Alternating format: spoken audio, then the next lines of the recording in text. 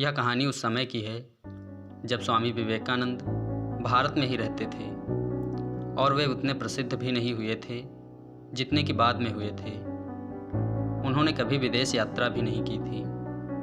उस समय वह जयपुर में ठहरे हुए थे, जहाँ के राजा स्वामी विवेकानंद के बहुत बड़े भक्त थे। वह उनकी दिल से इज्जत किया करते थे, इसलिए राजा ने एक बार उनको अपने महल में बुलाया। उस समय राजाओं की एक रस्म हुआ करती थी कि जब भी कोई मेहमान आता तो उनके स्वागत के लिए नाच गाने का प्रबंध किया जाता था। इसी रस्म के अनुसार स्वामी विवेकानंद जी के स्वागत के लिए राजा ने एक सुंदर वेश्या को बुलवाया।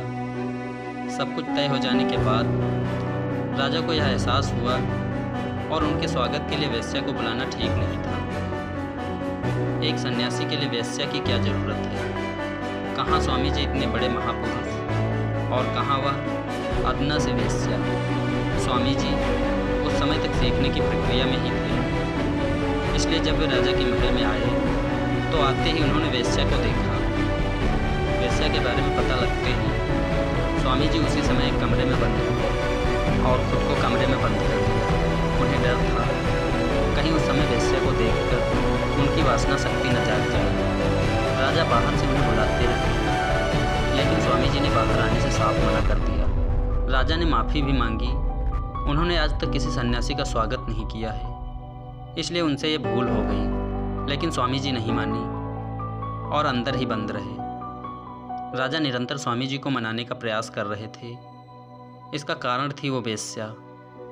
वह वेश्या भारत की सबसे सुंदर और प्रसिद्ध वेश्या थी। अगर उस वेश्या को वापस भेजा जाता तो ये उसका अपमान होता।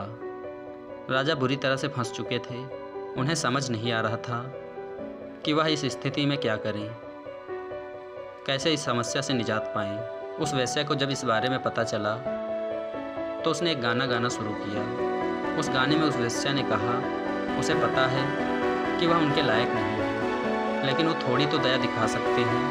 वो तो सड़क की धूल भर है, पर उसके लिए वो निर्दयी क्यों है? वो तो अज्ञानी और पापी है, लेकिन स्वामी जी तो ज्ञानी हैं। उन्हें एक वेश्या का कैसा डर? इतना सुनने के बाद स्वामी विवेकानंद जी को इस बात का आभास हुआ कि वो डर क्यों रहे। एक वेश्या से उन्हें किस बात का डर? वैसे तो छोटे बच्चे डरा करते हैं। उनकी समझ में अब तक आ गया था कि वह डर उनके जीवन में नहीं बल्कि उनके मन में। उन्हें पता लग गया उन्हें उस वेश्या के प्रति होने वाले आकर्षण अपने मन से निकालते ही उन्हें मानसिक शांति प्राप्त हो जाएगी। ये ज्ञान प्राप्त करने के बाद उन्होंने दरवाज़ा खोला और उस वेश्या के पास जाकर कहा कि अब तक जो उनके मन में डर था वह उनके मन में बसी वासना का डर था, जिसे उन्होंने अपने मन से बाहर निकाल दिया है। इस चीज़ के लिए प्रेरणा उन्हें उस वेश्या से ही मिली है और उन्होंने उस वेश्या को पवित्र आत्मा कहा, जिसने उन्हें एक नया ज्ञान दिया।